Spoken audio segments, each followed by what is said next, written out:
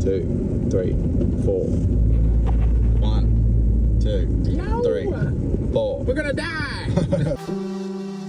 I wanted to take you through how someone like me, who has little to no race experience, went over to the Hawaii race season and completed all 4 races confidently.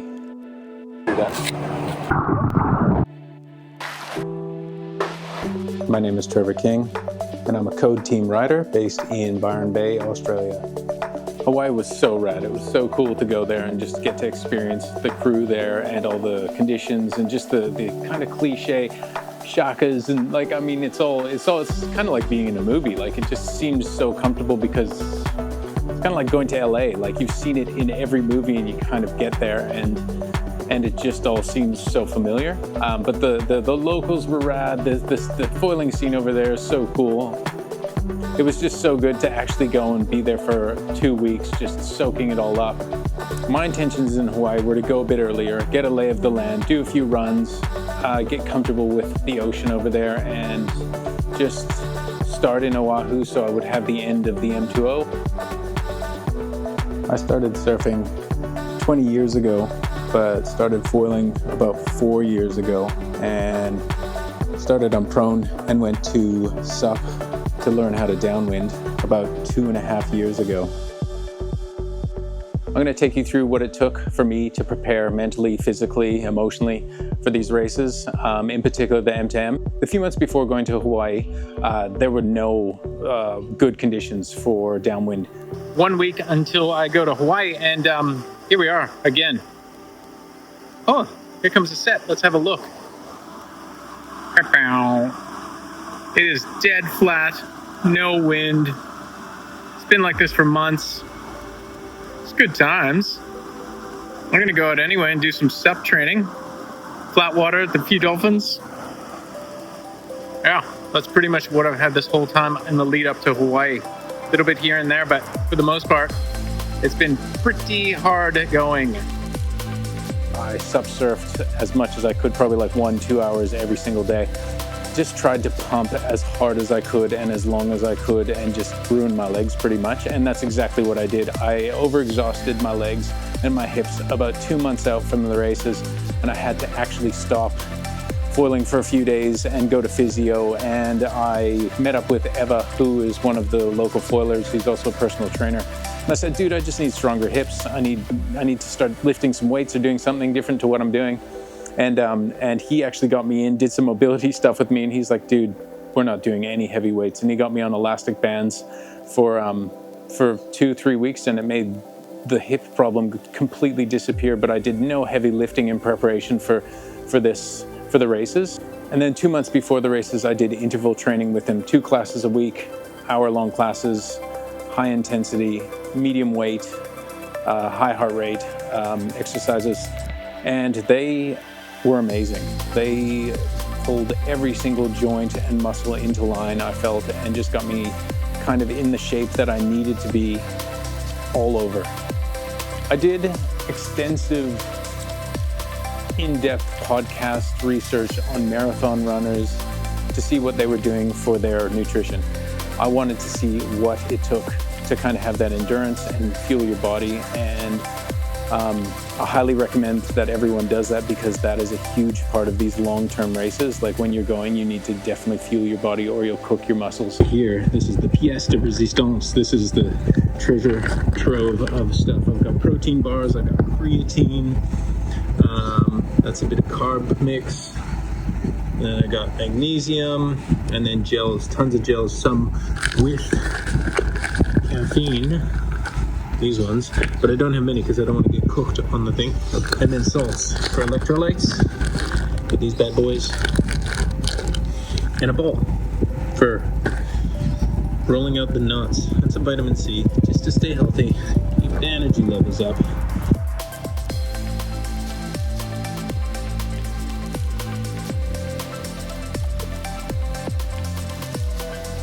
I registered about 4 months before the M2M and wanted to try some different gear out. I was on the 860R all of last year for downwinding, and I wanted to actually get down to the 770R just to get the speed going. I trained on that as much as I could in the surf and in the few downwinds. I think like in the last 4 months before going to Hawaii, I did a total of 10 downwinds. It was just that inconsistent that you just couldn't actually get good runs in, or if there was good conditions, I was working. And then throw a spanner into the works. Amos, at the very last minute, was doing these prototype bullets made from Kevlar and lightweight foam. And he said, here, do you want to take one of these as well? I'm making one for Josh. Do you want one? And I took it. And it was probably the biggest mistake I made in all of my Hawaii trip. Don't change your equipment. I literally got it 2 days before we left, and I had some time on it in flat water and some tiny little river bumps, but it wasn't enough to kind of dial it in for long distance. I never took it on long distance or anything like that. So it was an awesome board, but I just wasn't used to it. So I got to Hawaii and I spent like a week and a half trying to get used to the board. And that totally knocked my confidence. It totally like made me question everything, including my skills, the board, the foils, literally everything. I would have nightmares about it every night when I was that first week in Hawaii. And then eventually I figured it out and pushed through and got it. But that was one of the biggest things that I took from it. And it's everyone's said it a million times. Don't change your equipment last minute. Go with what you're 100% comfortable with. And from there, you'll probably do a lot better than what I did. Okay, both of you, please ready before takeoff. Wait a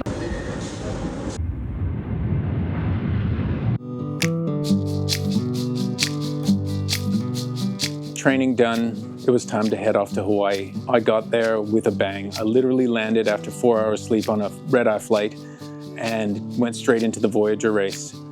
And all I saw on Instagram from the days before were people practicing that run and people I knew really well who were really good at downwinding actually losing their minds because of how tricky it was. And so I was landing into this, and I had this plan in my head. I was going to use the 860R, go a little bit bigger with a wing that I'm very comfortable with, and just cruise through the reverb section and the backwash section, and just cruise, you know, come middle of the pack, whatever, like just make it to the end and have a decent starting race. And I got there and everyone was like, it's nuking, yesterday was going off, it's firing, you should use the 680R. And I've never really downwinded on that wing. And I thought, that's crazy, I'm going to just use the 770 because that'll be a, you know, happy medium. But I should have just stayed on the 860R. I came down in that backwash section and I was down for 25 minutes trying to get back up on foil. And it ruined the race. There's a rule, like don't listen to what everyone else is saying. Again, go with what you're confident with and comfortable with. Just finished the Voyager race. Got off the plane last night at 6 a.m. this morning, straight to meet the boys and come out here and do this race. That was hectic. Apparently it was honking yesterday, so I want a small foil, but it was too small for me today. Pretty sure I'm one of the last. There's a few trickling in, but I did not do so well, but I had 3 hours of sleep, so I'm happy, I'm proud.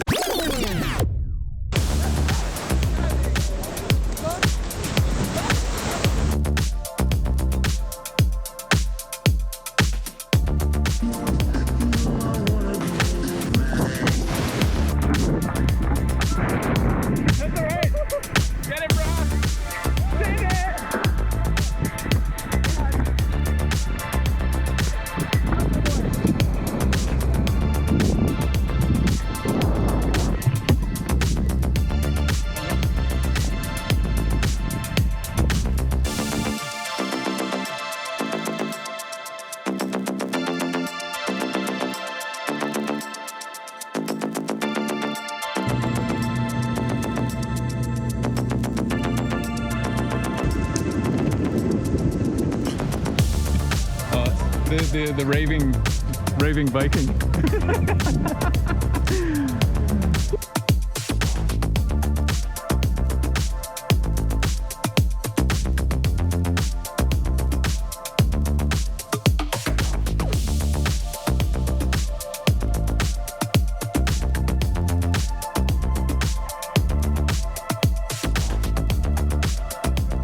Paladamu done. So rad. 67 out of 135. Super happy with my results. Pretty much like just did it in one shot, got up super quick and came down right like maybe 100 meters before the end. But yeah, took the inside line like Casey told us to, and just powered through, but used the big foil. Used the 860, and everyone else was on tiny foils, but that inside like last kilometer or two is pretty much flat water. So I chose a bigger foil just for that section, and I just passed so many people. But you know, I still came 67, so there was a bunch of people in front of me, and yeah, I couldn't be happier. And the Paladamu event, amazing, like so much fun. Come back, hang out with everyone, talk about the foil, talk about how hard that end section was, and just like eat, have a few snacks, hang out, and just enjoy it.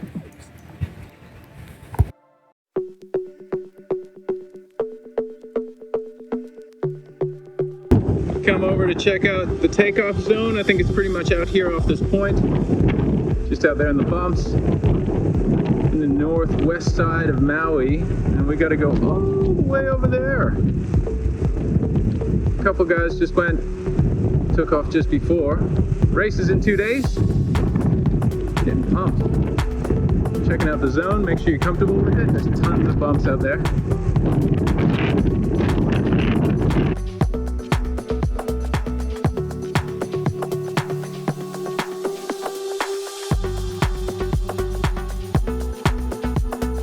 Commentary for the race today, Scott. Let's go, fellas. It's off.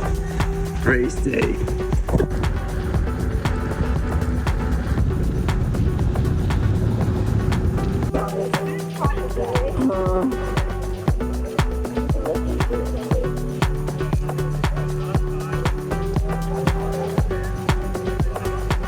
Got my gels here. I'm gonna take one of these every half hour. A couple of them have caffeine in it in case I need a little bit of extra juice. In this pocket I'm going to have a phone. In this pocket I'm going to have my tool. In the back I've got about 1.5 liters of salted electrolyte water, and this is a little beacon. In here I'm going to wear a little bum bag with this in it. This has got more carbohydrates just in case I need anything and overheat. But in here it's pretty much just little extra bits, a bit of Panadol or anti-inflammatory ibuprofen just in case. These are these little heat patches. I don't really need them, but I'm going to use them for my leg because my hips I've definitely had some work. Got a little bit. I'm going to drink that right before coconut water for the extra carbohydrate hit. My bucket hat, my banana, so I don't cramp up. Again, I'm not really cramping. I'm just doing all this stuff to preempt the cramping. My code paddle. Got a little Insta 360 so we can film it, and that is guaranteed when I'm going to fall, is when I'm filming. So hopefully not. Yeah, got my 8.6 by 18 wide, 110 liter ammo shapes bullet Kevlar prototype. Been going real good. My code 75 plus mast. Today I'm choosing the 860R and a medium fuse with a 120 chopped tail. Also got my shocks. These things are great. That linked to the Garmin watch. You can play music, play tunes, and just have it. And these are bone conducting headphones, so you can just actually have your ears still kind of free and hear what's going on around you, but still listen to tunes and have a good time. Keohi leash, the Invisi leash, gonna be good. Yeah, this is the lineup to get your luggage on the boat. One of the boats I think is out there. Yeah, you can see the wind in this flag is not really going nuts. Just up beyond it is the wind line. And just up beyond that you can kind of see on the horizon. There's some bumps out there, but it's not huge yet. So yeah, that's why I'm going to 860 just to be safe. I'll probably be kind of lit in the middle of the channel. But I think I'll have fun paddling up, and I think I'll have fun finishing. So you got to kind of choose the foil for all of the conditions, not just the best. Alex Tippy here getting ready. Got rocket fuel in the back of his backpack probably. Let's do it.